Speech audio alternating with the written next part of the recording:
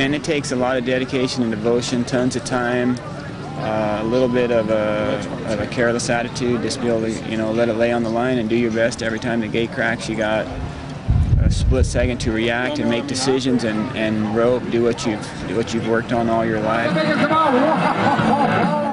Well, this is a very special rodeo. You'll see more world champions accumulated here in this arena than you will even at the national finals rodeo, because we take the top 30 in every event here, so you get such a conglomerate. And today alone, I think there's like 22 world championship titles that will be represented here in the competition.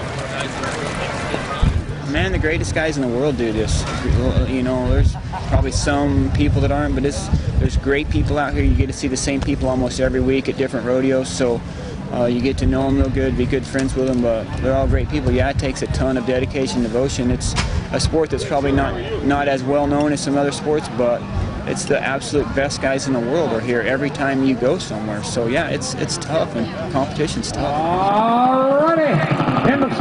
So for the people who have never been to a rodeo, they get to come and see a real little symbol of the cowboy and what he does. And of course, anytime you're on a ranch and you get on a new horse, it could be a bucking horse, and a new one could buck you off. So that's where it all started years ago, when the ranchers would get together, and they always had a cowboy they thought was a little better with a rope than somebody else, or could ride a horse. And then bull riding got into it, and then the bulldogging got into it, and that's where they throw the steer to the ground, the steer wrestling. So